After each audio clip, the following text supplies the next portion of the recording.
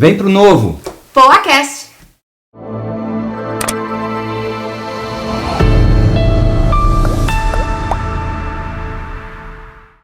Sejam bem-vindos ao novo PoaCast, o podcast do Partido Novo aqui em Porto Alegre. E hoje nós temos uma convidada especial que está fazendo um trabalho espetacular numa cidade muito importante da região metropolitana, aqui da nossa capital. Com vocês, Aline Artioli. Muito obrigada, é uma honra estar Tudo bem, aqui. Aline? Prazer estar com vocês e vocês aí que estão nos assistindo. Primeiramente, parabenizo pela iniciativa. É muito importante que a gente consiga entregar publicamente o trabalho que a gente vem desenvolvendo e como é ter o novo no executivo e compondo também algumas prefeituras do trabalho que a gente vem realizando. Perfeito. Vou te apresentar aqui rapidamente. Você é economista, gestora pública, ativista e hoje uma das vozes mais promissoras do movimento liberal no Rio Grande do Sul. Me conta, como é que foi esse seu caminho até aqui?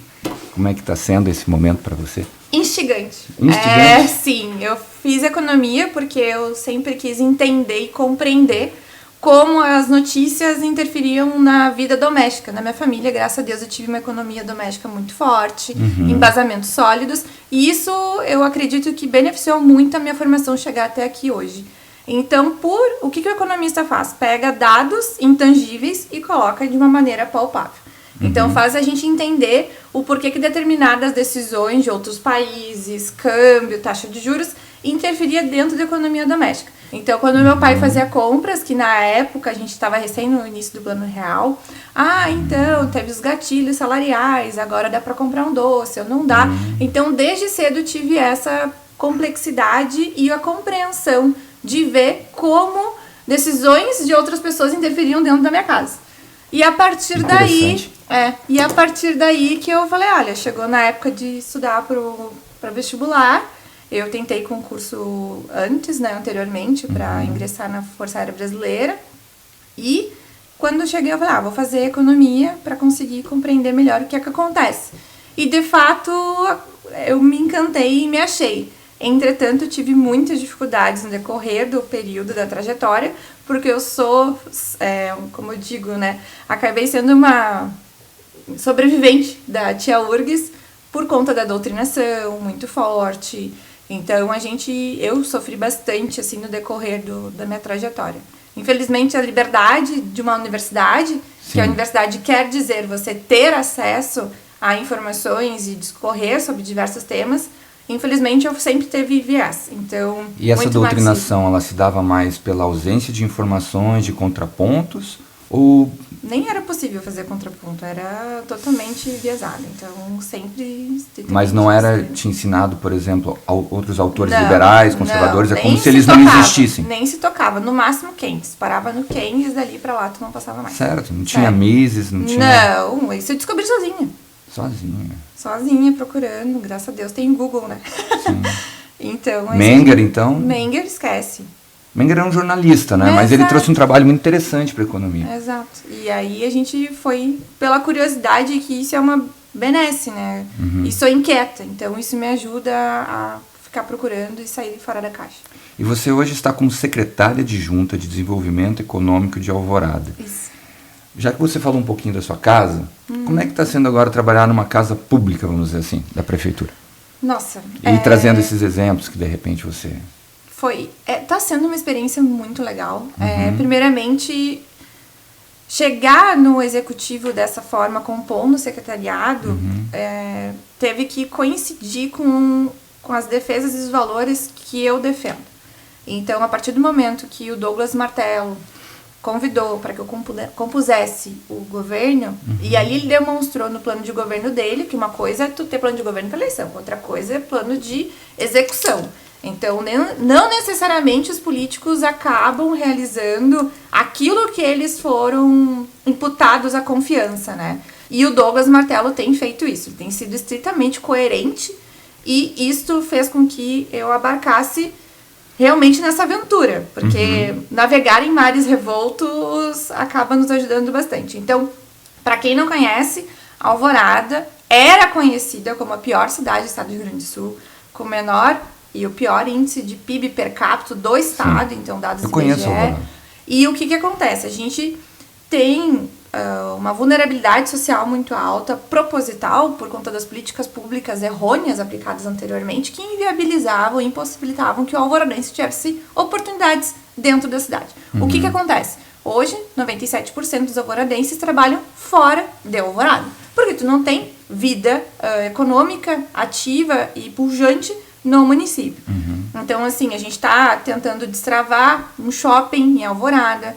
Então, porque realmente ainda cabe colocar um shopping lá, isso vai ajudar a ter desenvolvimento de serviço, comércio e dar outras oportunidades para que o alvoradense ganhe qualidade de vida.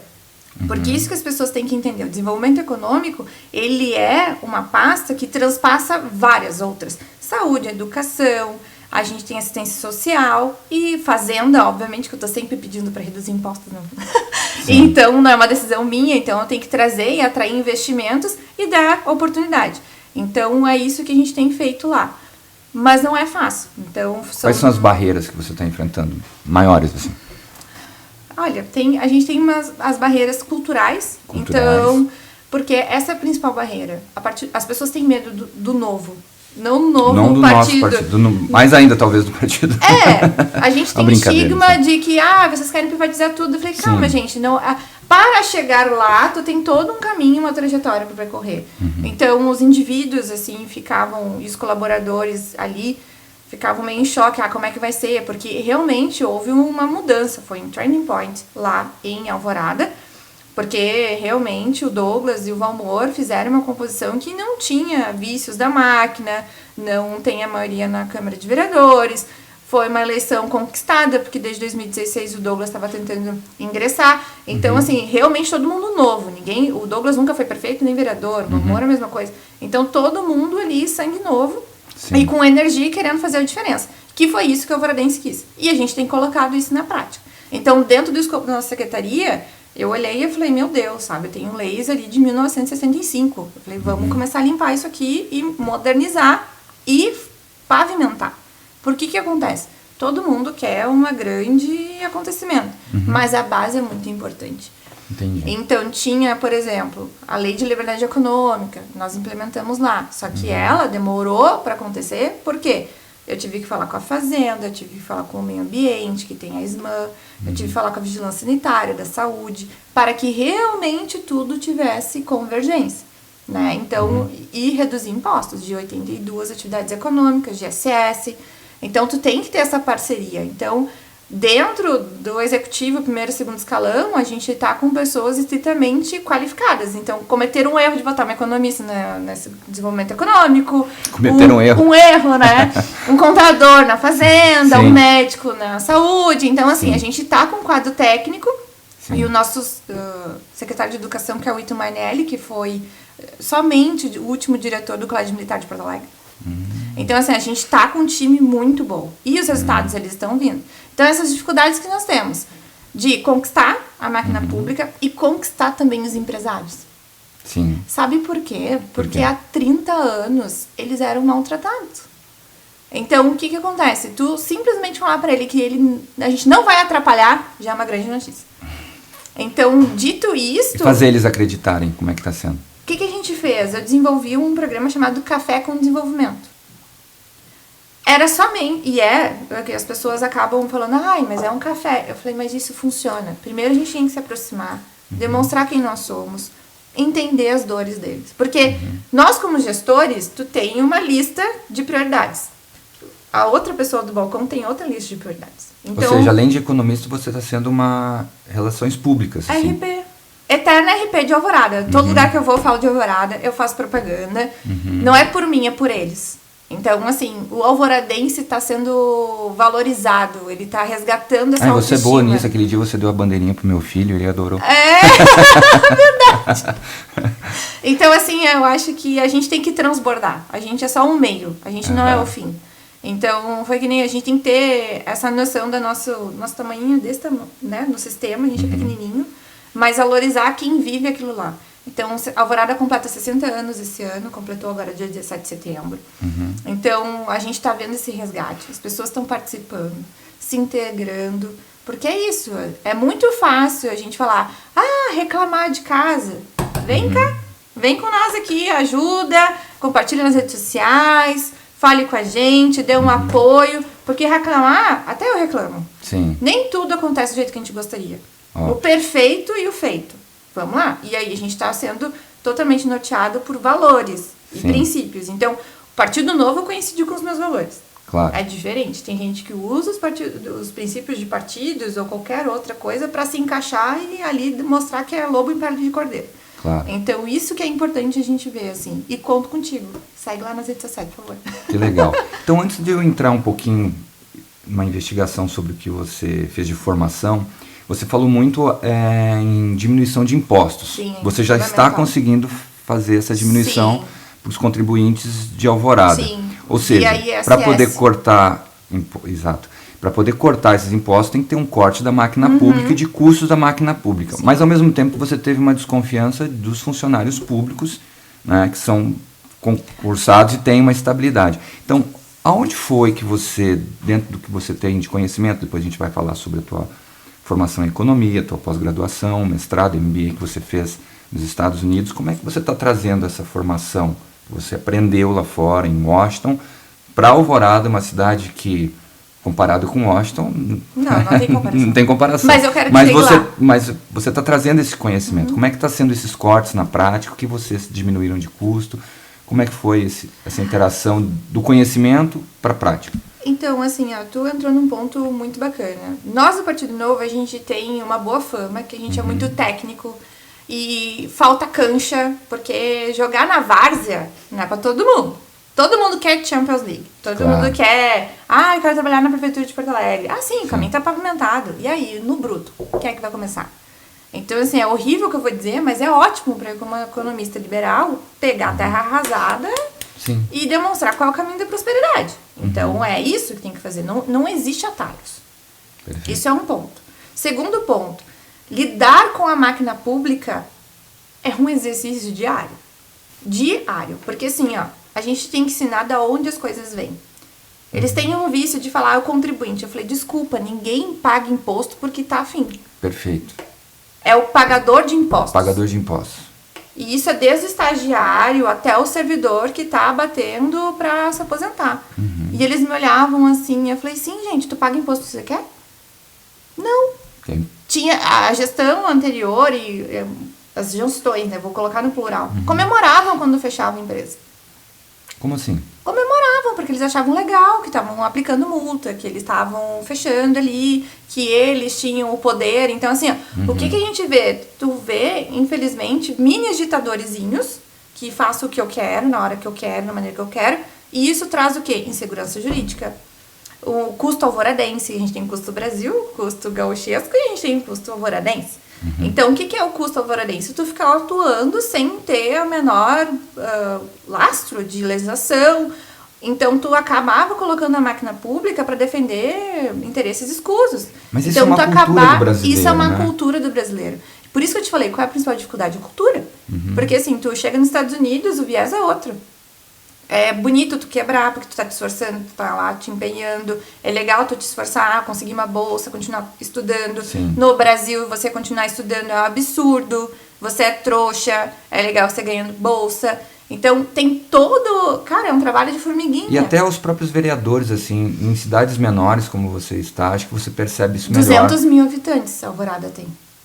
Não é tão pequeno. Não é pequeno. Mas eu lembro que na 2 minha distritos cidade lá do industriais. interior, eu lembro que os vereadores, quando ganhavam, iam, principalmente os que começavam como vereadores e ganhavam aquilo pela primeira vez, eles não começavam fiscalizando a prefeitura, eles iam fiscalizar as pessoas.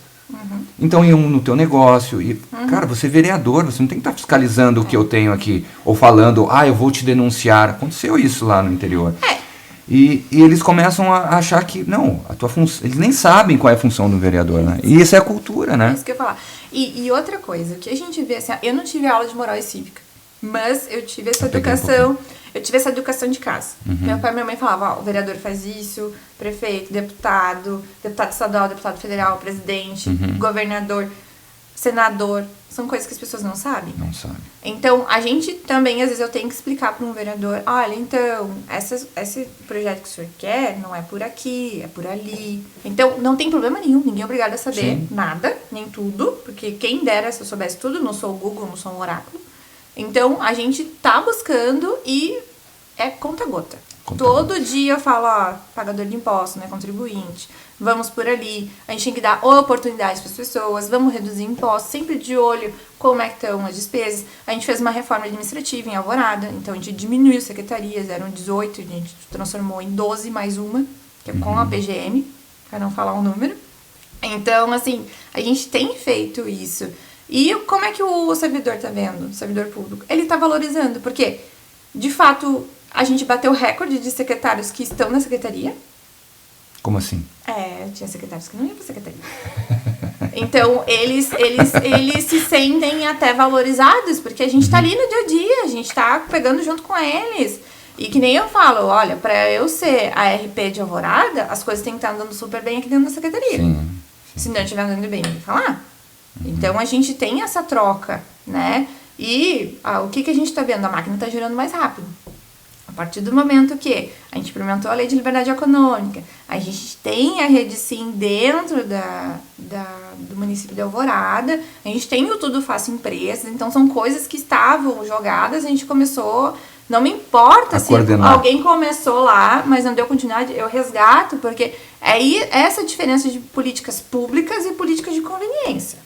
Então, a gente está fazendo políticas públicas, então o que é bom fica, o que não é bom a gente vai lá, reforma, dá um jeito. E aí, sintetizando, o que a gente fez? A gente criou Café com Desenvolvimento, sentamos e conversamos com os empresários, ouvimos com as secretarias pertinentes, então a gente reuniu com o Distrito Industrial, que é mais fácil de reunir, porque são mais organizados, né? E a gente sabe exatamente onde eles se encontram. Depois, com o comércio, a gente está querendo marcar um com serviço. Então, a gente foi ali, olha, prazer, sou a Aline Artioli, secretária de Desenvolvimento Econômico e Turismo de Alvorada, todos os secretários, o Roberto, que é o secretário de Desenvolvimento Econômico lá também, junto comigo. Então, o ISMA, Vigilância, vamos conversar. Então, no primeiro foram poucas pessoas, no segundo estava lotado. Então, o que aconteceu? A gente foi vendo quais são a ordem que o empreendedor quer que resolva os problemas. E às vezes é muito mais simples do que a gente. A gente está vendo a legislação, ele está vendo o dia a dia. Ele não quer saber qual é a legislação, de quem é a prerrogativa do quê.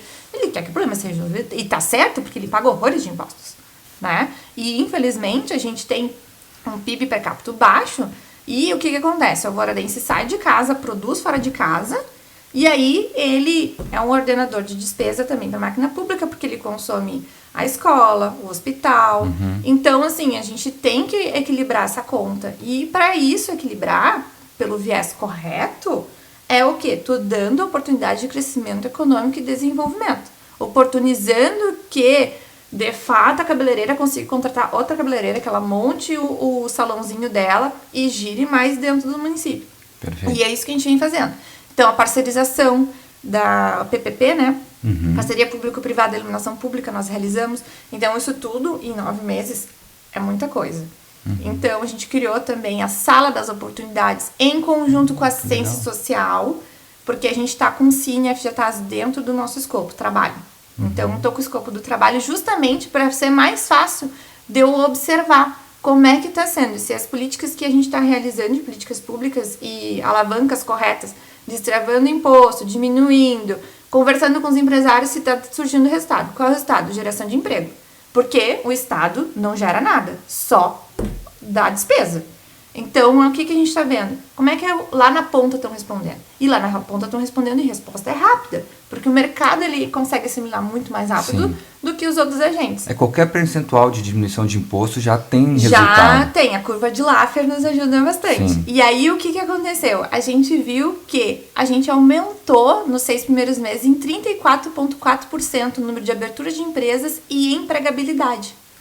Porque nós fizemos os feirões de emprego, a gente fez feirão de emprego PCD, a gente, cada 15 dias, tem mini feirões na nossa secretaria, para que a gente consiga atender bem aquela pessoa que está chegando. A gente instrui, por isso que o nome é Sala de Oportunidades, em que a gente chama aquela pessoa que ela vem, porque antes ela vinha só para buscar auxílio, a gente fala, olha só, além do auxílio, tu tem a oportunidade de atualizar o teu currículo no sistema do banco do Cine-FGTAS, que é um dado da LGPD. Então, eles ficavam tranquilos, que a gente mostrou, não, esse dado aqui só vai saber o senhor e a empresa que tiver cadastrada. Então, tu consegue ser um encaminhamento para sair para uma entrevista, ou a gente leva para curso de qualificação. Então, a Alvorada aderiu à RS Qualificação, em que estava parado, em 2023 a gente colocou o piloto a rodar, né? Então, realmente tu vê como a falta de gestão, ela onera a máquina pública e o cidadão. Por quê? Porque se tu não tem gestão, tu perde recurso, tu perde execução de projetos, e aí só fica para inglês ver. Perfeito. E isso tudo tem mais a ver com microeconomia, né? Não é macro. É macro? Explica Porque pra mim essa diferença. Porque você fez um MBA em macroeconomia. É macro. Quando você trabalha com a facilitação, vamos dizer assim, da cabeleireira, ou da lanchonete, ou da lancheria, no caso... Eu tô movendo a economia. Tá movendo a economia. Só que o que acontece? Todo mundo desdenha micro, né?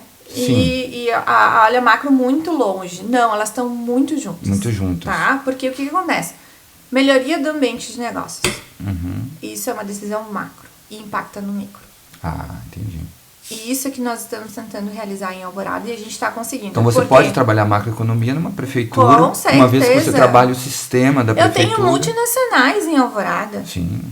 Eu tenho uma indústria pujante. A gente conseguiu atrair 210 milhões de investimentos diretos em Alvorada em 6 meses. O que isso aconteceu? Isso é um reflexo. Por quê? Nós temos empresas de Companhia Nacional do Aço, não sei se eu posso falar o nome de empresa aqui. Companhia Nacional do Aço, né, que é um ouro ali, cresceu junto com a cidade de Alvorada, 55 anos ali, e investiu agora 25 milhões de investimento direto. Então, assim, ó, tu dá sinais para a empresa, independentemente do tamanho dela, que você não vai atrapalhar, que você quer ajudar. Qual que é o ajudar que eu tô falando aqui? Diminuindo impostos, dando mão de obra qualificada para ela. Porque esse é não é só um problema de Alvorada do Rio Grande do Sul, é do Brasil. Claro. Estamos com um problema de qualidade de mão de obra. E isso é um dado macro, porque é emprego. Então, assim, tu vê lá o índicezinho, mas tu tem que... Como ele é construído? Então, deixa o outro lado aqui, tu tem a construção. E é isso que a gente tem conseguido fazer. Trabalhado com assistência social, com a educação. Eu pensava que isso era mais microeconomia, não é macro. Não, é macro, é um dado macro. Olha aí o Haddad quando quer falar... Eu sou formado em publicidade, né? Não, imagina. É que assim, ó, imagina.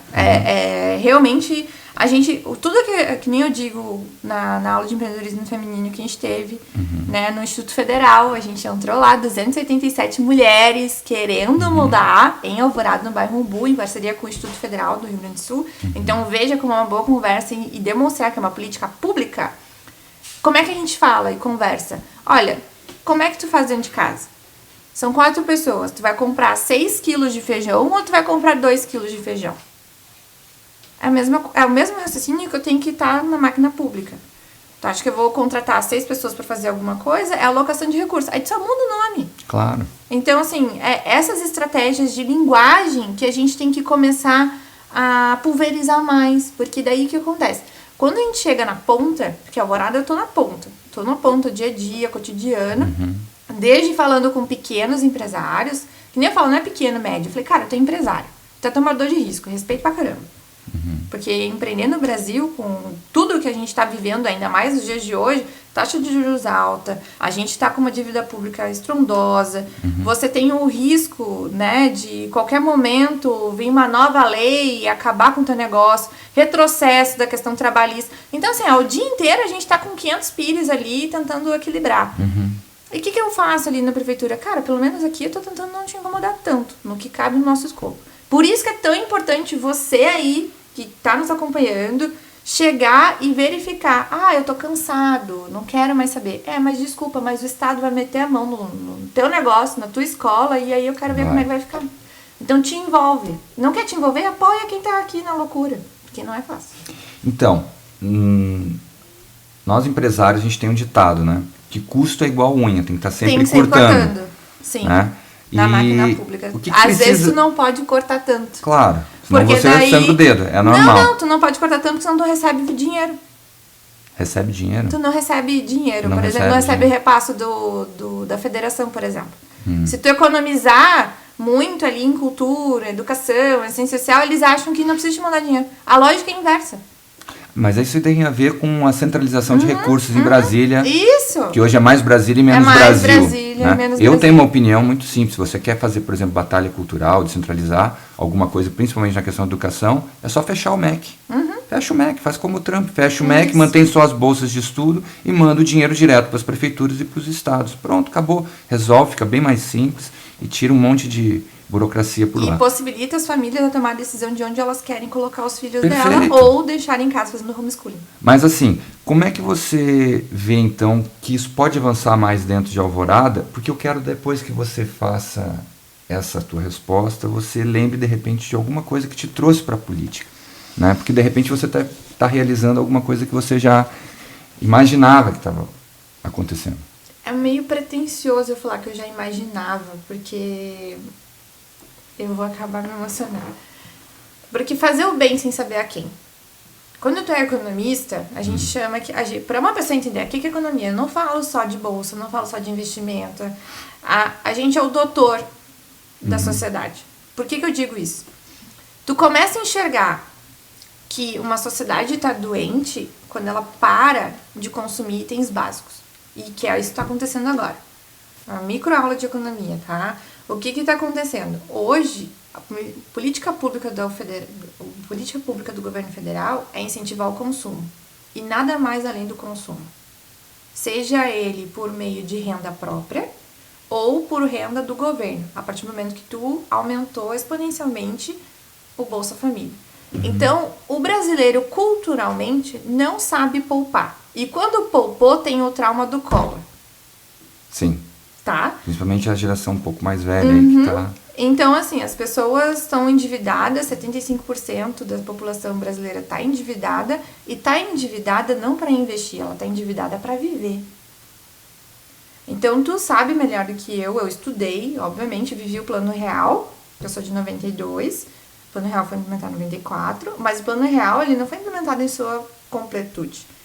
Né? E isso a gente está vendo agora que o remédio vai ficar cada vez mais amargo agora. E por isso que o economista ele é o doutor. Porque uma boa política econômica, tá todo mundo consumindo bem, tu aumenta o teu poder de compra, tu consegue melhorar a tua qualidade de vida. Por meramente o governo está fazendo conceitos básicos, gastando menos do que arrecada, diminuindo a dívida pública, e aí tu vai ter todos os indicadores controlados. Inflação, taxa de juros, porque o Estado te tira 2 vezes o teu poder de compra. Imposto e inflação. E taxa de juros, que daí é um mecanismo de controlar. Então, gente, tu é o sócio, tu tá bancando uma festa que a gente não tá participando. E é uma festa que a minha geração vai pagar. A gente saiu de uma crise sanitária sem dívida. E agora tu tá sem crise sanitária e com uma dívida maior ainda. Então, são decisões. Então, o economista, ele é um médico da sociedade. Não é que ele pode salvar uma empresa e uma família, mas ele pode detonar gerações se ele tomar uma decisão errada. Com certeza. Então, um médico, se ele fazer um erro médico, é uma vida. Um economista, se ele cometer um erro de política econômica, ele detona uma população. Milhões. Uma população. Brasil. E outra coisa que eu falo muito da retomada econômica do estado do Rio Grande do Sul, depois das enchentes.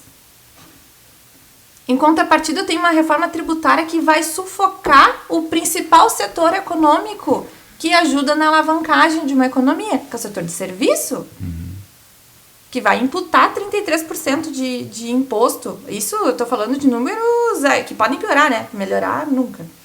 Porque é uma reforma, botei aspas aqui, porque quem tá fazendo reforma é quem cobra. Não chamaram a galera que paga a conta. Chamaram um tributarista de verdade. Eles só mudaram a maneira de cobrar. Ok, concordo. A gente tem 1 zilhão de tributaristas e contadores para fazer uma operação que nos Estados Unidos faz com uma pessoa.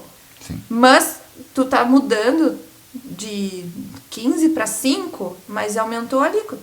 E aí, como é que tu vai fazer? E como é que tu vai retomar a economia do estado do Rio Grande do Sul se o setor de serviços, que é um dos maiores, e é o setor de Alvorada, por exemplo, mais pujante, que mais emprega, que mais gera renda, vai sufocar essa pessoa. Então, assim, o dia a dia, ele é bruto.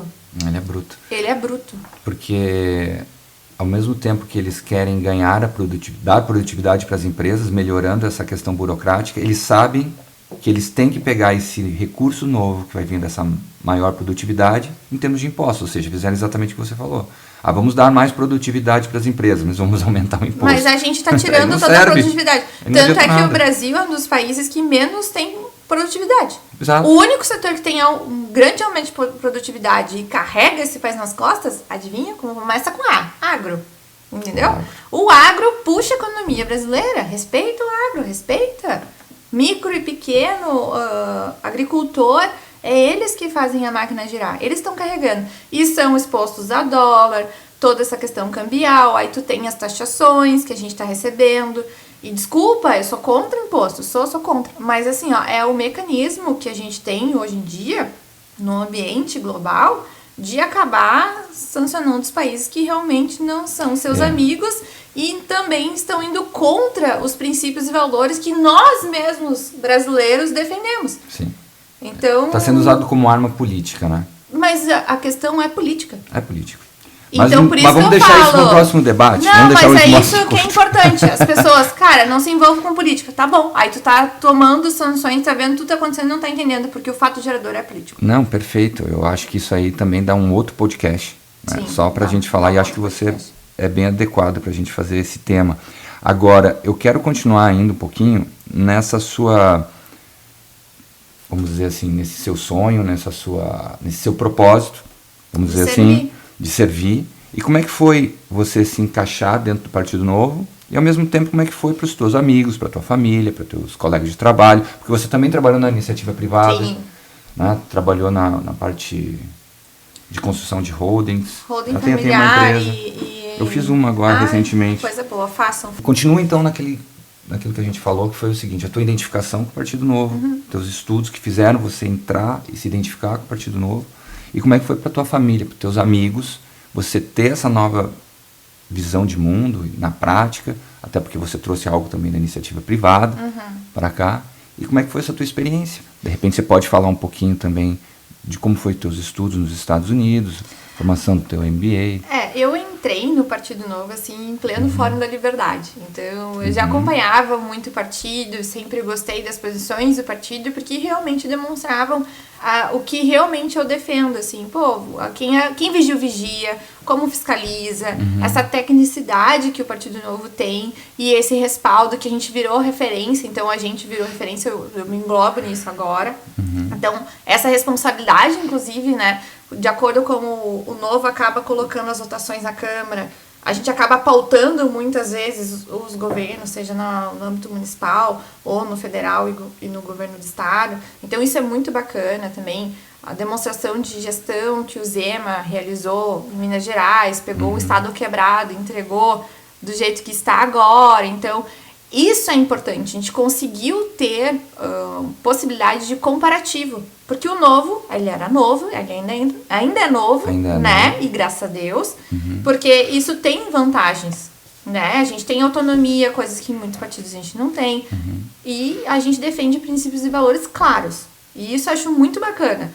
O Novo, se alguém pisa fora do que tá ali nas 4 linhas, é convidado a se retirar. E isso eu acho simples e maravilhoso, entendeu?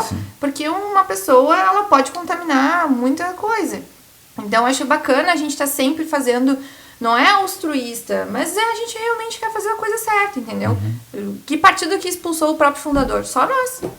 Sabe? Ainda reclamam da gente. E ainda reclamam falam da gente. do João Moedo, vocês são não sei... Cara, a gente mandou o cara embora, A gente mandou o cara embora. E o Novo sofreu em 2020, né? E o que acontece? A gente pega... o caminho da prosperidade, ele só é um. Não tem outro. E o que a gente vê? E graças a Deus eu consegui, e é um objeto de estudo que eu gosto muito de ter, e tive a oportunidade de ir para Washington estudar, verificar como a gente não chega nisso, porque o Brasil ele é cheio de riquezas, é um povo trabalhador, esforçado, mas sufocado por o establishment. Em Washington você estudou fez o teu Eu pós-graduação? comecei... Não fiz pós-graduação ainda. Eu fez o estava que na lá em minha Washington? graduação, aí eu estudei inglês e a macroeconomia também lá. Aham. Então, a gente teve essa passagem lá e foi muito gratificante, porque foi num âmbito muito efervescente, principalmente Biden ali na finaleira e a corrida presidencial estava começando já com Trump. Então, a gente viu a retomada dos republicanos e a organização disso, isso foi muito bacana. Isso agora no segundo mandato ou lá no primeiro? Em 2022 ainda era o último governo do Biden e aí ele estava retomando. Então, como estava Antes acontecendo era a posição... o próprio Barack Obama, né? Mas como estava acontecendo o reposicionamento dos republicanos, isso é muito bacana. Maryland se tornou um estado republicano. E aí tu via como o comportamento tanto da mídia. E realmente o Brasil importa as coisas num delay, mas as coisas acontecem, né? E isso foi bacana, a vivência. E outra coisa, né? Nas universidades e nos Estados Unidos é fomentado que você pense, que você analise sobre todos os aspectos. Coisa que aqui a gente é tolhido, né? Sim. Então isso é muito bacana. E a visão de que você é o agente de transformação de fato. Então, isso eu acabo trazendo para o meu dia a dia quando eu tenho oportunidade de falar com a pessoa.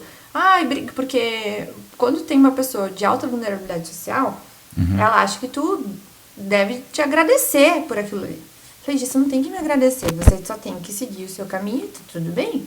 Por que acontece? Olha a mentalidade que é embutida no brasileiro, que a gente é 1% da população, que, nossa, muito obrigada, ela conseguiu abrir uma empresa, que legal. Eu tenho que estar assim... Cara, não, tu tem que ter a tua liberdade, esteja livre, que bom, eu não fiz nada mais que a minha obrigação. Perfeito, eu ia falar nessa palavra, obrigação. Sabe, eu não fiz nada mais que a minha obrigação, você não me deve nada, você não tem que nada, só vai lá, segue teu caminho. Então, assim, o brasileiro, ele tem um cabresto muito forte. Muito. E isso cortar é muito difícil, de novo eu vou bater na cultura aqui. Então, assim, aquele cordão umbilical, assim, né? De ao mesmo tempo você... paternalismo gigante. Aquele estado e achar que aquilo é importante. Mas, gente, Getúlio fez um arquétipo de pai que está sendo difícil de quebrar nos dias de hoje. Difícil. Então, assim, os gaúchos exportaram uns políticos duros, né? Ainda bem que a gente tem Marcelo Van Hatt para dar uma equilibrada. Claro. Então, a gente tem isso, né? Então, na ponta, no dia a dia, as pessoas têm medo da responsabilidade. E a autorresponsabilidade me fez chegar até aqui. Porque, assim, é muito fácil ficar reclamando estando em casa. É muito fácil eu estar reclamando da iniciativa privada. Tá aí, vamos lá do outro lado. Vamos lá ver o que a gente pode fazer. Vamos lá defender, de fato, o que é o caminho da prosperidade e não ficar só na nossa bolha aqui de uma conversinha. Então, assim, é o caminho da prosperidade que o Paulo Guedes tanto aplicou como demonstrou, e o MBA dele é muito bom, eu indico, e dá para qualquer um realizar o MBA dele, assim. Sim. Claro, tem a parte teórica um pouquinho mais pesada, e cálculos. Ele é todo online? Ele atua online, Não sei se tá inscrições abertas, e é importante tu observar isso. Porque a gente que eu falo, os economistas que defendem essa pauta, comunicamos mal. No período em que o Paulo Guedes estava colocando. Não é que eu concordo 100% com o que o Paulo Guedes diz, eu não concordo nem às vezes comigo, que eu falo, não, podia ter melhorado aqui, podia ter falado de outra forma, porque eu sou curta e grossa, né? Então, assim, fui criada por gaúchos, assim, um sangue baiano. Então, assim, não tem como ser tranquilo. E aí você olha que é um princípio, autorresponsabilidade, que o cidadão brasileiro fala, eu sou agente da mudança e consigo fazer. Só que em contrapartida tem um sistema gigantesco. Então, o caminho da prosperidade implementado pelo Paulo Guedes foi realmente trazer menos Brasília e mais Brasil e ativou ainda mais com que as máquinas públicas estaduais e municipais se atentassem ao quão estavam reféns. Porque eu vou te ser sincera, poucos prefeitos têm noção disso. Porque, assim, a política... Então, como é que aplicar isso nas prefeituras e nos municípios? Esse caminho da prosperidade, para que a liberdade econômica vire uma realidade? A liberdade econômica, ela vem de uma transversalidade que tem que ter. O desenvolvimento econômico, ele não funciona sozinho. Eu preciso de uma boa educação, que daí eu aumento o capital humano, porque daí a gente tem pessoas que realmente vão conseguir aumentar a sua produtividade e não tem outra maneira, a não ser se a pessoa consiga ser bem alfabetizado, um raciocínio lógico, e é isso que está faltando hoje em dia. Um comprometimento, então a gente esbarra também na educação do novo e na assistência social para que aquela pessoa tenha uma magnitude, e eu estou falando aqui em critério de secretarias, mas isso hoje tem que ser uma política pública na minha visão, da gente fomentar o indivíduo, porque o que está acontecendo com o progressismo é que acabou com o individualismo, tudo virou coletivista. Sim, tudo coletivista. Então, hoje, pra tu falar do indivíduo, tu é egoísta. Não, só um pouquinho, sabe? Tipo... E tem aqueles chavões, né? O capitalismo selvagem. Não é. A gente tem outros chavões, agora não vou me lembrar, mas esse é um... Quando falam, mas por que Getúlio Vargas criou o que criou? Por causa do capitalismo selvagem. Que capitalismo selvagem? Não, porque o empresário é o malvadão. Exato. Então, assim, aí agora tu ressuscitou o progressismo ressuscitou a escala 6x1. Cara, deixa as pessoas trabalharem 6x1. Por que não defende do mesmo modo os operantes que é na China, que é escravidão? Não, então, e eu gostei muito do Gilson, uma vez chegou para uma dessa pessoalista e falou assim, olha, a gente podia obrigar também os políticos a trabalhar só 6x1. Eu acho ótimo. Isso é ótimo. Eu trabalho 24x7. Principalmente os deputados. Principalmente os deputados, porque tem menos tempo para nos atrapalhar. E aí E a gente sabe que eles vão fazer isso. Né? Eu vou te dizer que tem alguns políticos que eu faço nem questão que votem, porque daí eu sei que eles não vão atrapalhar tanto, entendeu? Exato. Então, isso é ruim. E o mecanismo de caminho da prosperidade, ele tem que ser fomentado hoje, na minha opinião, não me crucifiquem, tá? Mas hoje tu falar disso tem que ecoar em mais vozes, porque as pessoas não têm noção do que está acontecendo. Então os professores são um agente muito importante para isso, a gente tem que ter um resgate, porque a criança fica mais tempo na escola do que dentro de casa. Então tá rolando uma doutrinação. Então pelo menos dê a oportunidade de dizer que existe um outro viés. Exato. E aí tu começa a formar um ser humano. Mas aí é a base, né? Mas essa base a gente tem que lutar agora. Porque assim, quantas gerações a gente tem de gap aqui? 2, 3? Porque as gerações são medidas agora por 7 anos. Então, assim, a minha geração, eu já sinto que aqui tá vindo Jesus na causa, sabe? Sim. Então, e quando eu falo a base da doutrinação. Da doutrinação, que é a escola, que é... E a família se fortalecer. Que é simplesmente não mostrar o diferente. Não mostrar o contrário. Porque existe a tese e a antitese. Pelo menos foi como eu aprendi com Durkheim. Só que a antitese eles não querem mostrar. Não, e além de não mostrar, eu vejo que muitas pessoas não sabem ter raciocínio para tomar decisões. Sim. As pessoas não estão conseguindo se expressar. Porque daí o que acontece? Pessoas desnutridas, elas não conseguem aprender. Sim. Então, quando o Zema fala que realmente lá em Minas Gerais as escolas públicas têm uma boa refeição, porque de fato isso impacta na formação. Tem estudos recentes que falam que a primeira infância, que pra mim era meio óbvio, né? Mas tudo bem, tem que pegar um estudo pra demonstrar. A primeira infância é determinante para ver se aquele indivíduo, aquela criança, vai conseguir performar bem na escola, se socializar e tudo mais. Então, tu tem que ter um olhar plural para isso. E quem tá na gestão pública, assim como quem tá na privada, tem que estar preocupado com a questão do cultural. Porque ela, querendo ou não, ela é um ativo. Tanto para fazer tua empresa performar bem, quanto pro Estado manter todo mundo refém. Perfeito. E você que domina essas duas linhas econômicas, vamos dizer assim, estudou com Paulo Guedes, que tem uma visão dos economistas de Chicago. Né, da escola de Chicago. E a gente tem a escola austríaca. Tá? Vamos fazer o seguinte, vamos aproveitar a tua presença prática aqui e, de repente, mostrar uma diferença entre uma e outra. E o que você hoje, na prática, você está usando mais a escola austríaca, mais a escola de Chicago, ou não é essa questão de separar uma da outra? Não. Uma questão mais de bom senso econômico? É que assim, exatamente. Assim, na academia, tu consegue fazer a separação e defender super bem. Quando tu tá no dia a dia, tu tem que tomar decisões muito bem embasadas e preocupado só não no principal efeito, mas os efeitos colaterais que isso acaba acontecendo. Então, quando a gente se restringe, assim, quando tu fala dos austríacos, cara, diminui tudo, o Estado, tu não consegue fazer isso no curto prazo, sabe? Tu tem que tomar decisões que tu vai chegar lá. E aí o Chicago acaba entrando nisso, que tem um pouquinho mais de temperança, espera mais resultados, utiliza também de ferramentas governamentais para dar um choque no início, mas usando as alavancas corretas. Então, assim, ó, no meu entendimento, os gastos do governo não tem que ser o puxador econômico. E claro. Escolas austríacos e escola de Chicago concordam com isso. Ambos. Então, de que maneira que a gente faz isso? Cortando gastos, os dois concordam com isso. Aí, ora, você tem que fazer um investimento maior. Hoje, no sistema que nós temos, né, gente? Se falar de Chicago e austríacos, tu vai olhar para os Estados Unidos, Inglaterra, tu consegue trabalhar super bem. No Brasil, não, porque tu tem um monte de trancas. Tem várias trancas. Eles foram muito inteligentes na construção disso nos últimos 70 anos, né? E aí, assim, ó, eu tenho que ficar pulando a fogueira, como se diz. Aí tu tem Ministério Público, tem TCU, tem Tribunal de Contas. Falei, caramba, meu Deus, não, porque tu tá... O chavão, você tá abrindo um monte de receita. Você não pode abrir um monte de receita. E eu falei, por que eu não posso abrir um monte de receita? Por que eu não posso? Exatamente, é a mesma pergunta. Porque eu posso ser presa. É improbidade administrativa. Eu falei, cara, mesmo eu ganhando ali, não, porque você tem que demonstrar como você vai ganhar ali no futuro. Como é que você vai prever o futuro? Caceta.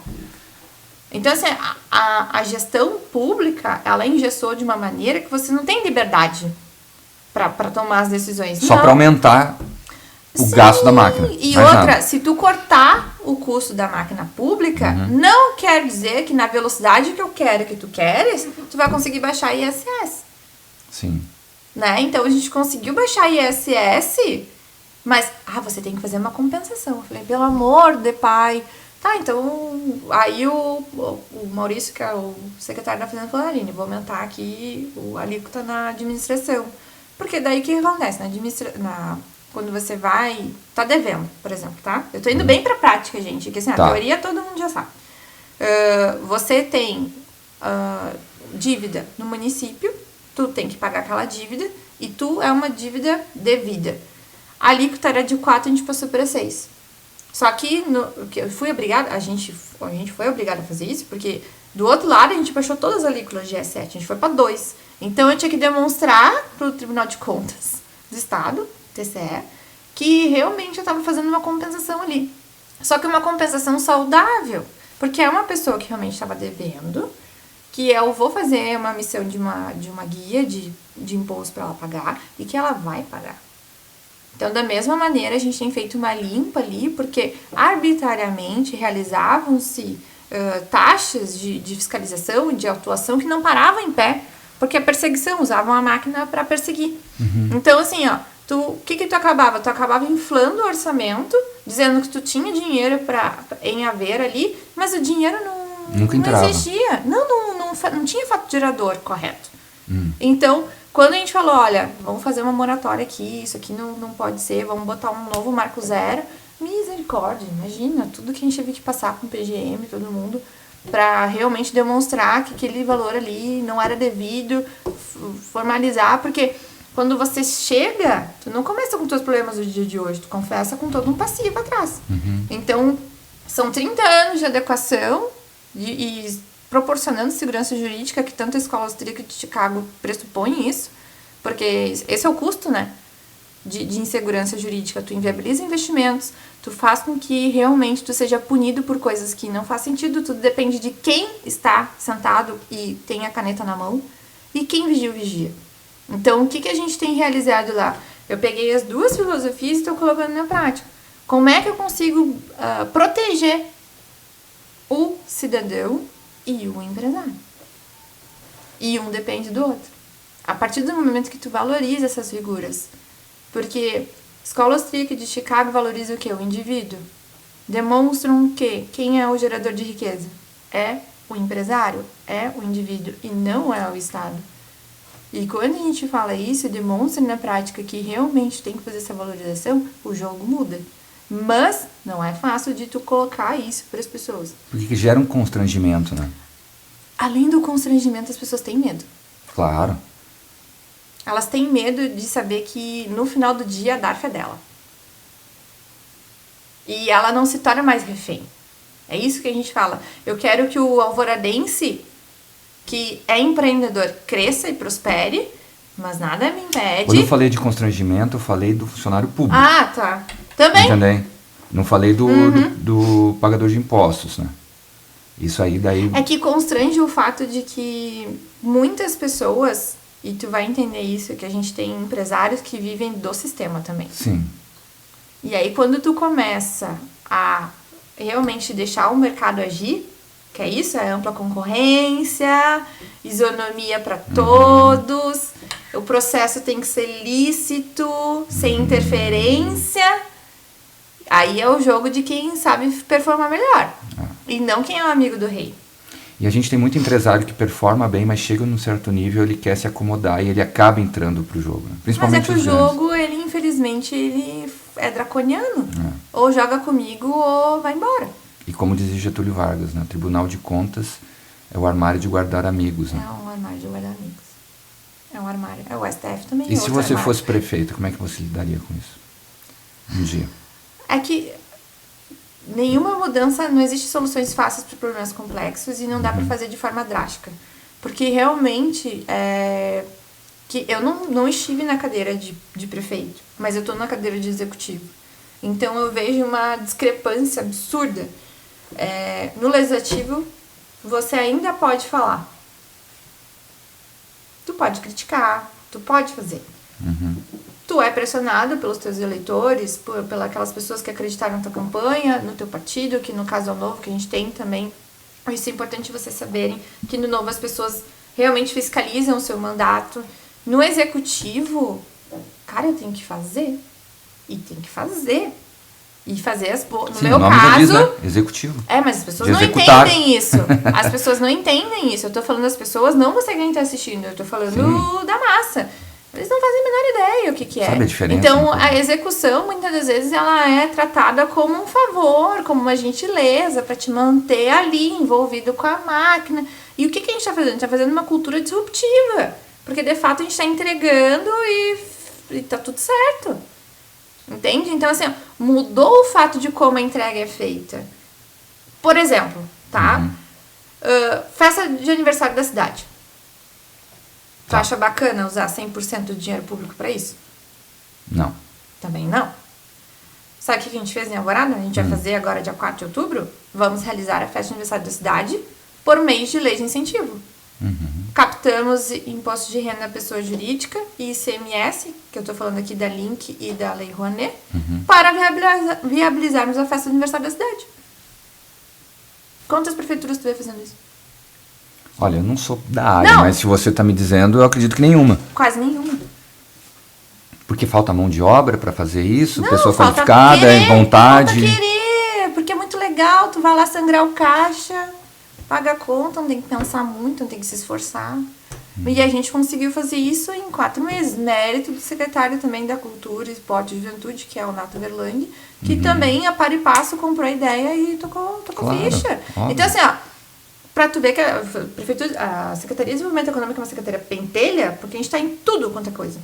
Saúde, educação, assistência social, cultura, esporte e juventude. Então, assim, ó, trazer da escola austríaca de Chicago aplicabilidades disso. E os empresários adoraram, porque daí eles puderam fazer parte. Colocaram as disso, marcas, patrocínios. Colocaram as marcas, né? Porque já tá a divulgação e tudo mais. Os patrocínios e estão sendo valorizados de uma maneira correta, sem sangrar o caixa deles também. Porque é uma DARF que eles iam mandar ou pro governo federal ou pro governo estadual. Nenhum dos dois está usando bem nosso dinheiro, correto? Então a gente coloca ali. Perfeito. Eu como município vou conseguir resgatar toda a DARF que é gerada do município que vai para a União. Eu consigo resgatar tudo? Não consigo. Então que eu injete dinheiro de forma indireta dentro do município e faça uma política de socialização, de cultura, de valorização, sabe? Daí tu tem artistas locais. Isso ajuda. Aí é o ganha-ganha. Só que é um ganha-ganha lícito. Um ganha-ganha que depende do quê? De competência. Que tem que ter solvência nas empresas para conseguir fazer. É lucro real, só que pode. Então, assim, ano que vem, não sei se vai rolar. Entende? Por quê? A reforma tributária vai fazer todo mundo entrar pro lucro real, só que vão ter solvência para isso? Então, é que nem eu falo, às vezes, pro prefeito, às vezes eu só não mata a mensageira, né? Mas eu tô enxergando ano que vem e no outro, né? Perfeito. E as decisões que nem a gente tá trazendo empresas para Alvorada. Daí eu tava teve um encontro do Novo, em Canoas, aí o Rodrigo falou, por isso que os prefeitos ficam comemorando quando trazem empresas, porque hoje, na reforma, no regimento tributário que nós temos, é um dos maiores arrecadadores do município, são as empresas.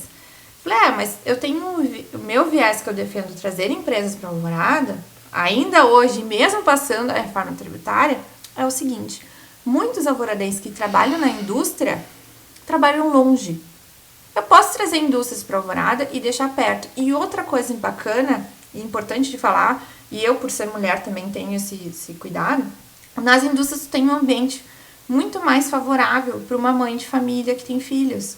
Normalmente tem creche dentro, tu tem refeitório, tu tá ali pertinho. O serviço é mais difícil. O serviço é muito mais difícil, o comércio também. Então, a gente tem 3 ganhos ali, que eu vou tipificar. Uma, a mulher consegue estar tranquila que tem a creche ali, que normalmente grandes indústrias sempre tem como deixar ali o filho junto. Segundo, aumentará o PIB per capita da cidade, porque daí a pessoa, ela tá trabalhando dentro de Alvorada e o salário é maior, na indústria o salário é maior.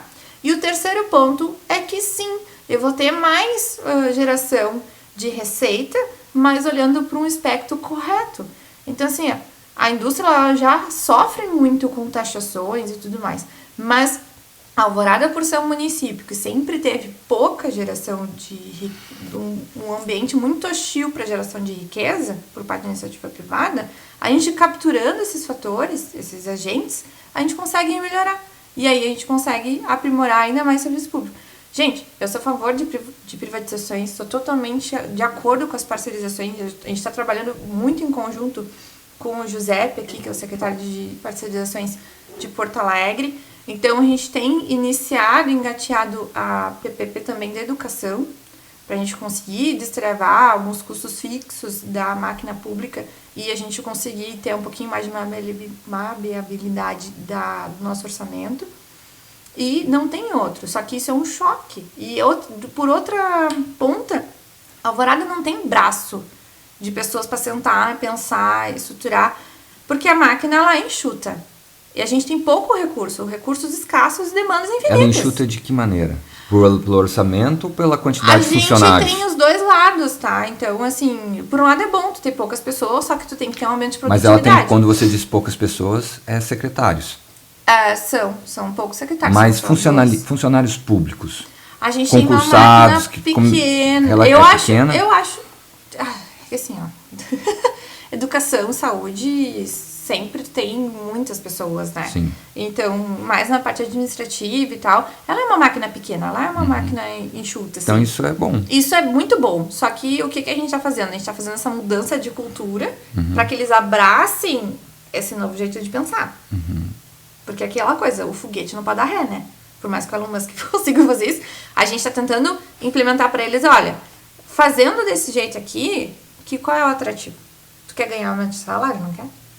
Tu quer? Sabia que a gente tem que aumentar a arrecadação. Mas não pelo viés errado que era utilizado. Hoje tu tem que fomentar. Tem que fomentar a empresa, vir o crescimento, deixar as pessoas produzirem. E aconteceu com eles não conseguirem aumentar os salários ou corrigir em relação à inflação por falta de recursos?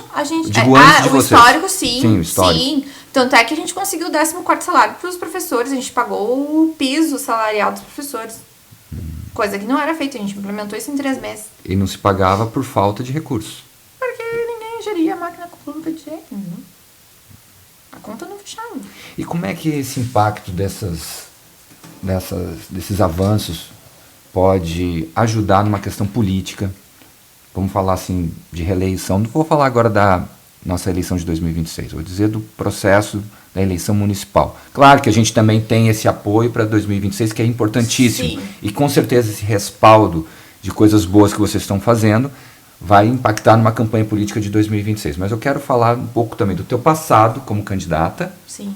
Como você vê agora na prática essas coisas sendo realizadas e como você vê numa estratégia política de campanha, não só para 2026, que tem um nível mais estadual e nacional, mas mas é uma base que Alvorada vai se tornar, e para 2028? Olha, eu fui candidata a vice-prefeita de Canoas, juntamente com o Campiol e o nosso timaço de vereadores.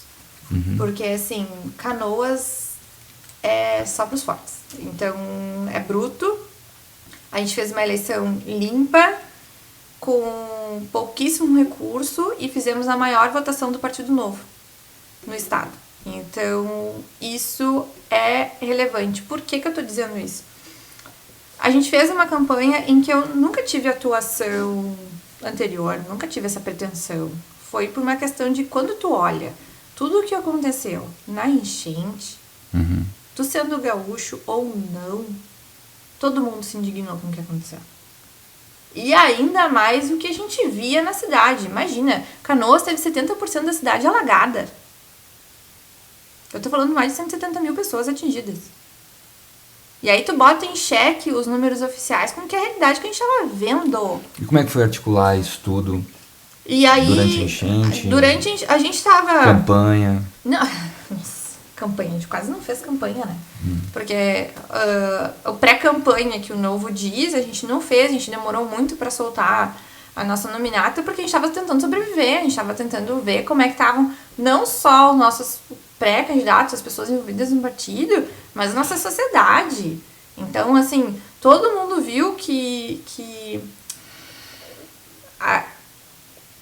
não tem outra frase de falar, foi o povo pelo povo. A gente viu a iniciativa privada performando super bem, rápido, olha, não demorava meio turno, a gente já tinha toda uma cadeia preparada de pessoas que a gente se olhava, oi, tudo bem, eu sei fazer isso. Ah, tu sabe mesmo? E aí tu separou o joio do trigo, assim, muito rápido, muito rápido. Assim como tinha pessoas tentando ajudar de outros estados, de outros países. Então, eu trabalhei fortemente na linha de doações dos Estados Unidos e Canadá. Então, as doações vieram por terra, por céu e por mar. Então, realmente, foi por todos os meios. E, além disso, na ponta. Então, a gente teve o maior abrigo, acho que da América Latina. Porque foi 45 mil pessoas na Ubra. Entende? Então, assim, foi um cenário de caos. E foi ali que tu viu... Todo mundo tava mexido. Eu fui uma pessoa que sou antes e depois da enchente. Me tornei mais fria, me tornei, porque ali me machucou muito ver. Porque eram pessoas que foram inviabilizados o direito de tomar a decisão.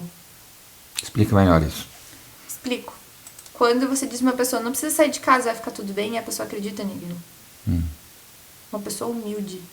Não tem dinheiro pra nada. Só tem aquela casinha ali. E quando falam pra ela, pode ficar em casa, não vai acontecer nada. E na madrugada acontece tudo. Porra, tu tirou... Desculpa o palavrão. Tu tirou o principal objetivo e feeling dela, que é a decisão dela, da vida dela. Ela perdeu tudo. E o pouco que tinha. Então a gente perdeu bens tangíveis e intangíveis, a gente perdeu fotos, a gente perdeu histórias. E isso me machucou muito. E pessoas nem aí. Tava gente surfando em cima da tragédia, fazendo politicagem. E o pós isso, sabe? E quando a gente viu uma cidade devastada, e a galera ajudando, a galera tentando recomeçar, e foi por si mesmo, por manter a sanidade. Então, assim, não é porque eu sou menininha que eu não tava na linha de frente. Entendeu? Era de coturno, calça jeans e jaqueta e vamos. Não tinha hora, não tinha horário. Era ligação pra tudo quanto é lado. Pra fazer as coisas chegarem, chegar na ponta. Preocupação disso acontecer. Então só quem viveu a enchente na ponta sabe. Então tive com o Marcel quando veio Starlink. Entrei lá por eu ser nascida e criada dentro da Força Aérea Brasileira. Então acompanhando ele, todas as questões ali no hangar e tudo mais. Na Igreja Nossa Senhora das Graças, na qual eu frequento, enfim, desde sempre, a gente criou um CD gigante, centro de distribuição gigante, que é o ponto mais alto da cidade de Canoas. Então, assim, é isso, tu viu bem acontecer. Muitas amigas minhas fazendo marmita, e não era marmita cuidando de cachorro. E a gente viu que realmente a conscientização de que eu não preciso do Estado, ela aconteceu na prática. Só que o que aconteceu? O Estado nos engessa. E foi por isso que eu falei, não, vamos ser candidato, vai ter candidatura a prefeito, contra tudo e contra Foi daí todos. que veio contra a iniciativa de se candidatar. Todos, vamos embora, entendeu? Vamos tentar eleger o máximo que der, porque do jeito que dá, não dá pra ficar. Quem tinha que fiscalizar, não fiscalizava, quem tinha que atuar, não trabalhava, tu tentava buscar as pessoas, não achava, mas a burocracia te comendo, né, por trás. E aí, como é que tu vai fazer? Então, quando tu sente que o sistema é bruto e tu não aguenta mais, tu chegou num platô, se tu não te coloca na situação e tudo bem, se não é o teu perfil de estar na linha de frente, mas eu sou muito tomadora de risco, né? Então, eu peguei e fui de peito aberto e vambora, campanha desde as 8 horas da manhã até as 10 horas da noite. Teve alguma coisa que te indignou muito durante esse período? Que a prefeitura... Muitas coisas. Não, mas lembra, traz uma que de repente tenha sido a maior, ou com alguma doação, algum impedimento logístico, A forma como... assim, vamos sintetizar tudo. Quando estávamos tocando as operações, não estou falando eu, tu, quem quer que seja. Quando a iniciativa privada, os agentes livres estavam tocando as coisas, funcionavam. Quando o poder público entrou, parou tudo. Então, essa analogia mais tranquila que eu posso fazer. Poder público, tu fala Prefeitura de Canoas. Prefeitura, Estado, Federação, tudo. Porque, imagina, você parava parou... o quê? Parava a distribuição, você parou, parava... Pensa só um pouquinho, que o que eu vou falar é mais pesado ainda. Eu sou totalmente a favor dos animais, dos bichos, concordo plenamente, a gente tem que ter qualidade de vida para todo mundo. Mas, primeiramente, o maior bem que é a vida do ser humano, né? Não vamos fazer quem é mais importante do que o outro. Tu parar toda uma operação de resgate para salvar um cavalo, enquanto tem famílias esperando o resgate, você acha que é uma decisão acertada? Não. Pois é. Tendo famílias esperando o resgate. Tu sabendo disso. Isso veio direto de Brasília, né? Isso. A gente bateu recordes mundiais de ocupação de espaço aéreo. O que isso quer dizer? A gente foi o local que mais teve pouso e decolagens a cada 2, 3 minutos. Sim, era um monte de foco para um lado para o outro. Era uma loucura. Então, assim, para tudo porque a gente tem que salvar, porque a fulana quer agora. Poxa vida. O animal, eu entendo, ninguém quer que ninguém sofra. Eu não quero ninguém sofrendo. Mas ele tinha que ter entrado Tem todo um cronograma, sabe? Ali, né? A gente tava tentando salvar bicho, tudo... Claro, brotou tudo, era cabra, tudo acontecia em Canoas. Então, assim, só um pouquinho, né? Vamos tentar... Aí que tu via que... Vamos fazer politicagem ou a gente vai fazer política pública? Como é que a gente vai alocar um recurso público de pagador de impostos? E agora que não estão conseguindo retomar sua vida, porque estão endividados, tem que arrumar uma casa, enfim. Porque é muito fácil a vigilância sanitária interditar um salão de beleza porque tá com mofo, sem esquecer que ele estava embaixo d'água até ano passado. Continua acontecendo isso. Entendeu? Então, assim, ó, vamos lá, né? Poder público, na hora de cobrar, é maravilhoso. Não atrapalhando, já tá ajudando. Então, é isso que indignou, e tanto eu e o Campeol, a gente olhou... O Campeol teve a casa dele atingida pela enchente. A empresa, tudo. Então, a maioria dos nossos candidatos a vereadores também teve as coisas perdidas. E mesmo assim, não desistiram. E a gente fez uma votação linda. E elegemos um vereador, Rodrigo Dávila. Sim. Sabe? Então, assim, tá fazendo um maravilhoso trabalho. Sigam lá as redes sociais também do Rodrigo Dávila. E agora você falou sobre... Não é que existe uma vida mais importante que a outra, mas a gente tem... Porque eu sou católica, tá? Então, assim, ó, a primeira liberdade da gente é a vida. Direito à vida, né? É a vida. Então, assim, a gente tá num cenário de guerra. A gente esteve no cenário de guerra. Quer queira ou quer não, foi o que aconteceu. E quando tinha que acontecer um plano Marshall ali, quando tinha que o Estado intervir da maneira como deveria, retoma a estrada, retoma ponte, hospitais, UBS, porque isso são coisas estruturais. Eu tô falando de, imagina, 300, 400 anos ali de desenvolvimento a par e passo, assim, e tu perder tudo em 45 dias. E tu ainda tem lugares que não tem pontes. Aí o que acontece? A iniciativa privada de novo vai lá, constrói pontes com o seu próprio dinheiro, demonstra pro Estado que aquilo ali é o que funciona. É a nós que bancamos tudo o que acontece. E às vezes são chamados até de pontes provisórias, né? Que não vão durar. E duram mais do que... Mas uma coisa boa aqui no Brasil, o provisório vira permanente. Sim. Então, assim, ó, nesse lado é bom a gente falar isso. Mas assim, quando você falou ali da questão de priorizar o salvamento de um animal e quando nós tínhamos pessoas, você também teve um certo trabalho nessa questão dos direitos humanos, né? Você fez um trabalho com a OEA. Queria que você falasse um pouco disso. Em 2022, entregar uma minuta de denúncia sobre violações de direitos humanos por parte do STF. Como é que surgiu essa ação? Foi muito legal. Teve a ver também com as enchentes? Não teve? Não, a OEA a gente realizou isso em 2022, quando eu ainda estava morando em DC, em Maryland. Ah, sim. E aí claro, foi antes. Foi antes. Sim. E isso é um fato muito importante de falar, porque ninguém é obrigado a concordar com todo mundo. Mas iniciou-se esse processo juntamente com a Carla Zambelli e o Paulo Figueiredo. Sim. Tá? Como é que foi trabalhar com eles nessa situação? Cara, eles são pessoas estritamente... Eu posso falar daquele extrato, tá? Porque eu ainda tenho contato com o Paulo Figueiredo, com a Carla Zambelli, obviamente não. Inclusive, ela tá sofrendo perseguições. E isso foi um documento do que hoje a gente está passando. E o Marcel Van Hatten tem realizado muito bem, obrigado, essa defesa dos nossos direitos. Então, assim, ali eu não tinha envolvimento nenhum na política. Mas eu sempre estudei, sempre tive contato, sempre acompanhei essas pessoas, sempre quis entender. Porque pra mim, Perfeito, em 2022 era quando você estava amadurecendo essas ideias que você contou pra gente sempre, agora. Que te fez ser candidata em... Sim, porque eu sempre... Por exemplo, assim, ó... não, as pessoas têm repulso do Olavo de Carvalho. Porra, se eu estudei em Marx, por que eu não vou estudar o Olavo de Carvalho? Entendeu?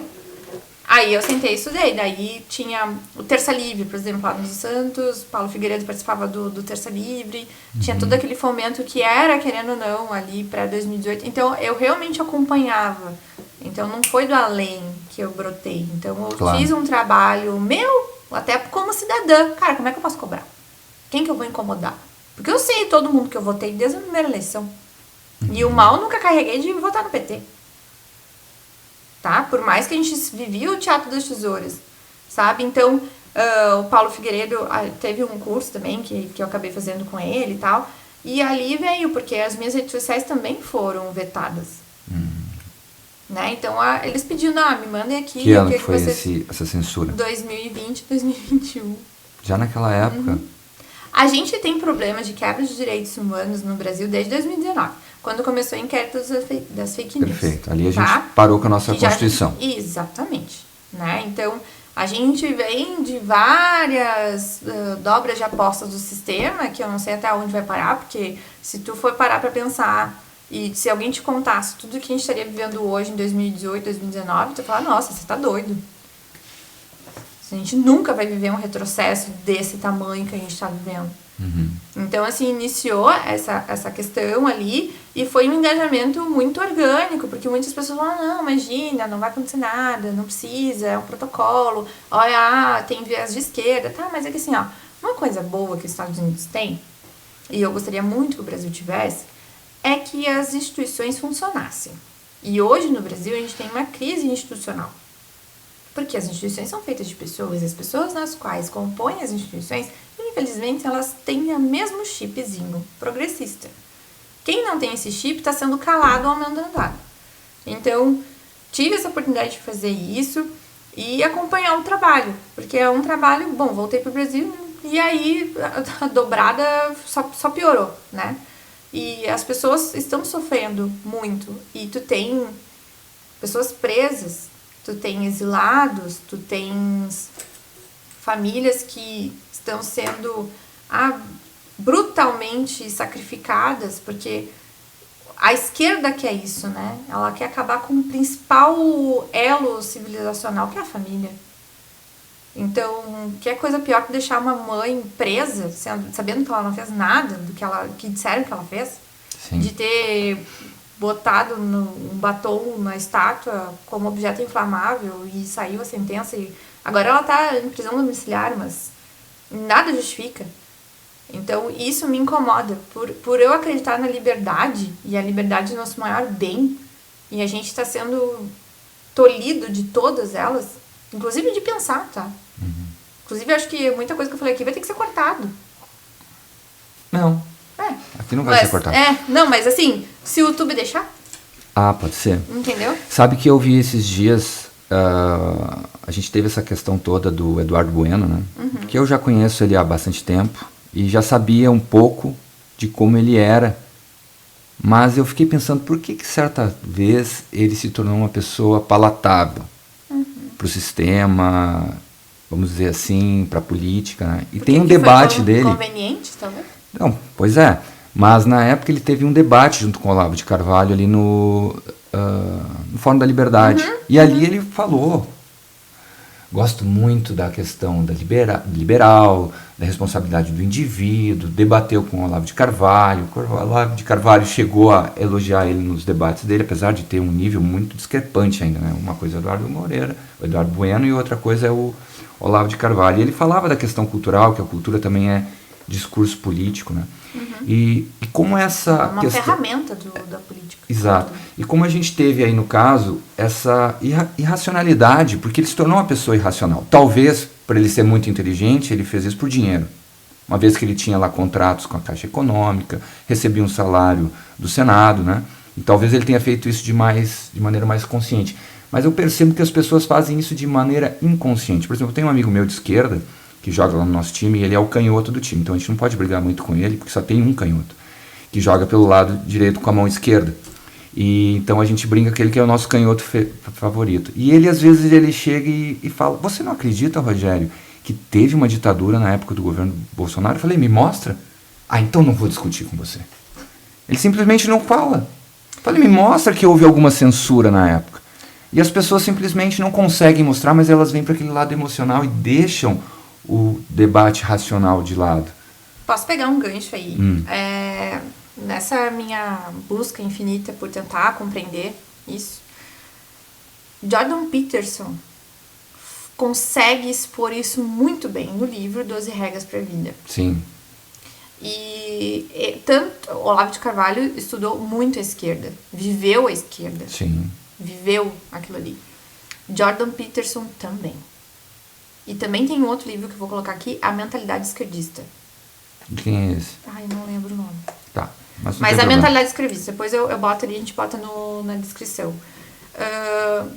Tu chega num ponto que corrobora muito com o que nós falamos até agora, tá? Desculpa, galera, está bastante, mas as coisas, elas se conectam. O ser humano do Ocidente, que somos nós, a gente foi moldado ou tolhido e subestimamos também o nosso inimigo. Claro. Tá? Tem um outro livro também que é uma ministra, o Papa e um presidente. Primeiro-ministro, o Papa e o presidente, que é João Paulo II, Thatcher e Churchill. Gente, aquele livro é espetacular e é o que a gente está vivendo agora. Então, a gente tem que olhar para o passado e ver o que está acontecendo. Assim como o Liberalismo no Brasil, é outro livro que a gente tem que retomar isso, porque nós fomos censurados e a espiral do silêncio inviabilizou muito a nossa sobrevivência de hoje. Porque a gente acha como empresário que, eu tenho liberdade, eu tenho direito a pagar o imposto, eu tenho direito a comprar meu carro, eu tenho direito... Será que você tem liberdade mesmo? Tu não tem, tu tá pedindo uma concessão. Exato. É uma concessão, a gente... eu não vou julgar, tá? Eu tenho 23 anos, eu sou rebelde sem causa. Hoje, se tu for lá pra pensar. Não, tu tem causa. Não, mas assim... Eu sou questionadora desde pequena. Imagina, minha família é estritamente tradicional. Meu pai é militar, minha mãe professora. E eu sempre perguntando por que das regras. Mas era uma questão natural minha. Eu sou altamente conectada e quero desbravar as coisas. Mas isso nunca... Meu pai sempre falou, liberdade com responsabilidade. Meu pai estudou Mises, Hayek. Não! Ayn Rand, não, mas ele sabia, foi forjado naquilo ali. Sabe? Então são princípios e valores que se perderam por comodismo e tudo mais. E aí o empresário brasileiro, ou aquele que faz parte do sistema, quer mais aqui, continue do jeito que tá, porque os amigos do rei sempre ganham, ou aqueles que realmente, cara, não dependo de nada, não preciso disso, não vou me envolver. Só que esquece que a política, ela influencia na educação do teu filho, no teu plano de saúde, na tua qualidade de vida e se a tua empresa vai abrir ou fechar ou se vai tomar uma taxação. Então, o brasileiro está adormecido há muito tempo. 2018 foi uma ruptura do sistema que a gente não achava que fosse retroceder e retrocedeu. Então, a gente está vendo um resgate muito bom acontecendo. E confesso que acho que vai quase um mês já que o Charlie Kirk faleceu. E aquilo ali fez com que não só me colocasse no lugar dele como pessoa, mas eu nunca desejei aquilo pra ninguém. Sim. Nenhum esquerdista. Nem o Lula. Eu quero que ele pague pelo que ele cometeu. Que ele receba a justiça. Mas não que seja tirada a vida de ninguém. Daquela maneira violenta, né? Não, de nenhuma maneira. De nenhuma maneira, claro. Nenhuma maneira. Ninguém tem que agredir ninguém. Ninguém tem que... É um debate. Sim. E isso eu tô vendo que na minha faculdade eu não tive a possibilidade de debate. As gerações de hoje não sabem o que é um debate. Olha o que aconteceu no FPEL agora. Sim. Então, assim, pra isso acontecer no Brasil não precisa muito. O meu direct depois do Charlie Kirk foi uma loucura. Querendo que acontecesse comigo, porque... E isso praticamente eu não me exponho. Se eu faço a minha culpa aqui, eu quase não me exponho. Mas eu acredito que é possível a gente, mesmo discordando, tem uma coisa é eleição, outra coisa é governo. E Estado. É isso que as pessoas têm que entender. A eleição é para tu conquistar o poder de governo. O Estado, ele fica. Ele fica. A gente não vai conseguir acabar com o Estado no curto prazo. Eu acho que o curto prazo tá botando 300 anos, tá? Vai existir Brasil. Vai existir Rio Grande do Sul. Vai existir município. Agora, o que? De que forma? De que maneira? Como? Se nós começarmos a nos envolver de fato, seja no conselho tutelar, votação de conselho tutelar, nas escolas, o conselho de pais e mães, não tem mais isso. Sim. Isso foi destruído pela cultura revolucionária. E aí, o que acontece? Tá, mas cabe a nós falar. Resgatar isso. Resgatar. Eu ainda não tenho filhos. Gente, por favor, olhem os livros que as crianças de vocês estão vendo. Erros de português é o que mais tem. Sem contar a idealização, a censura e tudo que está acontecendo. Sim. Então, assim, aonde a gente quer chegar? Pois é, Aline, e a gente tem esse maniqueísmo, né? Entre a divisão entre o bom e o mal, né? É dúbio, onde você coloca pessoas que se acham tomadoras do direito de serem violentas contra o mal. E nos veem como pessoas. Ou seja, começam a distorcer. Eles não nos veem como pessoas. Começa a distorção da linguagem, começa daí a questão, a desumanização e no final a violência com a própria eliminação desse adversário. Ou seja, é a cultura revolucionária, né? Na prática. Foi criada ali por Paulo Freire. Lenin e Stalin estariam muito felizes. Muito felizes. Porque, querendo ou não, foram o que eles estavam fazendo. Porque isso aí acontece, como eu te falei, do meu amigo, que ele não consegue debater, porque ele fala, eu acho. Não interessa o que você acha, o que eu acho, interessa o que é a realidade. E quando você não tem essas evidências, não tem essas comparações, eles começam a te chamar, não, então você é fascista, você não tem coração, e maquiam tudo isso com um ar, ou com douram a pílula com esse pseudo-cientificismo, com esse pseudo-estudo, quando na verdade baseado simplesmente em não mostrar o contraditório, pensamentos diferentes. Não sei se tu concorda com isso. Eu concordo com o que tu falou e eu coloco mais uma pitada aí. A esquerda, e aí a gente quando conhece os inimigos, a gente tem que saber os defeitos e também as qualidades deles. Eles são muito bons na comunicação, na oratória, eles falam mansos, tranquilos. É que a gente tá cansado de tomar na cabeça, né? E aí quando tu é clara, incisiva, meu Deus. Mas eles se perdem depois também. Eles se tornam agressivos. Só que o que acontece? Quando eles se tornam agressivos, tu não consegue enxergar. Quando tu vê, já foi. Sim. Eles não dão sinais. Não dão sinais. Então, isso é assustador, porque é alimentado de uma maneira que a desumanização e o ódio não... Cara, que nem eu digo, até dentro do novo, ninguém é obrigado a gostar de mim. Ninguém é obrigado a gostar de mim. Mas o respeito. Sim. O respeito. Eu respeito. A liberdade. Eu respeito o espaço, tu respeita o meu espaço. E segue o jogo. Sim. Não vou concordar com tudo, não é porque a gente acredita nos meus princípios e valores que a gente vai falar a mesma língua. Não, eu vou pegar num ponto aqui, tu vai pegar num ponto ali. E como a gente vai ganhar? E a gente não vê isso na esquerda. Eles brigam internamente, sai dali, eles estão no movimento de bloco e esmagam todo mundo. Só que isso eu vejo na ponta, tá? Seja nas eleições municipais em Canoas, ou por eu andar em Alvorada, porque daí eu tô falando de contato com diferentes classes sociais, com diferentes educação de cada um, crenças. E que nem eu falo, por exemplo, tu é católica, então tu vai beneficiar o turismo religioso pra tal lado, tal. Eu falei, não, gente, olha só, turismo religioso, beleza, vamos lá, me dá o projeto, vamos lá, vamos sentar, vamos fazer. Não tem distinção, eu respeito o teu espaço, assim como eu quero que respeitem o meu. Só isso. Só que tu falar isso numa reunião é difícil, né? Então, sentem ofendidas.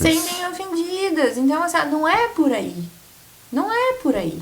É sentar e conversar. É o diálogo. Sim. E aí que eu sou a favor que tenhamos polarização. Eu acho saudável. O problema não é a polarização em si. Porque até então, tu não sabia o que era esquerda e direita. Sim. No Brasil ainda é ruim, que nem o Olavo falava. Tá, tu tá falando qual é o conceito de esquerda e qual é o conceito de direita? De onde é que vem? Pois é, o Brasil é uma miscelânea aqui, a galera bate no liquidificador e é o que temos pra hoje. Mas o Novo, querendo ou não, é um lugar que eu vejo que sim, a gente é de direita, muitas pessoas às vezes desacreditam disso. A gente é de direita, a gente defende, e quando a gente defende, a gente está defendendo inclusive o outro lado. Eu defendo que o outro lado fale, eu defendo que o outro lado venha aqui e tenha um espaço para ele falar. Mas eu não vou defender que cometa um crime de exterminação. Isso eu jamais vou defender. Porque, que nem a galera fala, né? O jogo pode virar. O chicote muda de mão. E tu vai continuar nessa espiral degradante da civilização? Ou tu vai querer ir para um melhor caminho? É um caminho longo, né? E já que você trouxe tanto conhecimento, quem é que te inspira? Você falou do Olavo de Carvalho. Sim. Tem mais alguém? Eu tenho João Paulo II. Uhum. Eu sou, assim, foi um grande homem, é um santo. E Thatcher, obviamente, Churchill. Eu bebo de muitas fontes, assim, eu não tenho uma pessoa só. De economistas, Mises, Hayek, aí tu tem a parte mais filosófica da Ayn Rand, Jordan Peterson, que é um cara que eu uso admirável e hoje é necessário para os tempos que nós vivemos hoje. Então, quem não conhece, busque saber. Graças a Deus, tive o privilégio de estar com ele no passado. Aqui em Porto Alegre? Sabia que eu não... Sim. Quando eu vi, ele já tinha ido. Eu nem sabia que ele tinha chegado, quando ele já tinha ido. Falei, o que ele tá fazendo aqui? Foi demais. Não teria ido. Foi demais. E meu pai e minha mãe. Teus pais? Meu avô, o vô Ivo. Seria tua mãe uma mulher que te inspira também? Minha mãe Ou tem outras? me inspira bastante. A minha avó Maria também. Eu falo de casa porque é onde o bicho pega, né? E teria, assim, algum valor, de repente, representado numa frase, alguma coisa que te sintetiza o que você pensa sobre a política ou sobre a vida? Cara, um valor, eu acho que o respeito. O respeito é a palavra, o verbo que está sendo menos usado hoje. A galera usa empatia, que banalizou tanto, mas não está usando respeito. Perfeito. Porque com o respeito, tu vai conseguir falar com qualquer pessoa. Qualquer pessoa. Sim. confundem muito respeito com aceitação, né? Não tem São que coisas... aceitar nada. Eu te respeito, mas não quer dizer que eu tenha que aceitar ser nem como que eu você. concorde contigo, nem que... Não. Respeito contraditório. Perfeito. Acho que eu fui meio curta, mas é isso aí. Não, Aline, obrigado por dividir a tua história, as tuas ideias conosco. Ter trazido toda essa experiência que você viveu em Canoas, que você está vivendo agora em Alvorada. Rio Grande do Sul tem meu coração. Espero que, com certeza, o Estado vai ainda ter muitos benefícios com pessoas como tu. Espero que tu possa inspirar outras pessoas. Então eu vou pedir uma frase final, porque trazendo o que a gente comentou lá no começo, ou no meio do nosso podcast, muitas vezes a gente acha que tem liberdade, mas não percebe que a gente tem que atuar talvez no discurso político também, de participar de algum movimento que a gente se identifica. Eu faço um pouco que eu posso aqui do Partido Novo, tenho uma empresa para cuidar, mas a gente está sempre ajudando. Então quero que você deixe uma mensagem para o nosso filiado, para participar conosco, manter a sua filiação, levar de repente o nosso podcast a outras pessoas, defender um pouco os nossos mandatários perante as outras pessoas, dentro de um diálogo racional, né, que é mais importante. Fala para nós essa mensagem final, por favor. Claro. Primeiramente, eu quero pedir para você não se eximir de suas responsabilidades. Não se exima de suas responsabilidades. Tu quer transformação, então seja agente dela.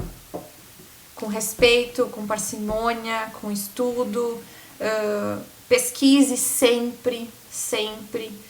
Esteja atento aos movimentos, porque quando tu perceber já pode ser tarde demais. Então se engaje na sua família, no seu bairro, na sua cidade, esteja atento ao que está acontecendo em Brasília, na Assembleia Legislativa, porque são decisões tomadas por pessoas que foram para lá. Então, nem todo político é corrupto. E no Partido Novo, a gente tem esse privilégio, é uma grife, que eu digo, né? A gente é uma grife. Então, apoie realmente. A gente está fazendo um trabalho, eu falo por mim, não por mim. É para ti, para melhorar a vida de pessoas que nem sequer eu conheço. Então, a gente tem que fazer aquilo que dá e trabalhar com aquilo que temos. Então, assim, não consegue te filiar por questões profissionais, muitas das vezes, impede, vai lá, curte, compartilha na rede social, esteja junto conosco e participe. Muito obrigada. Obrigado, Aline. Eu que Até agradeço. Obrigadão.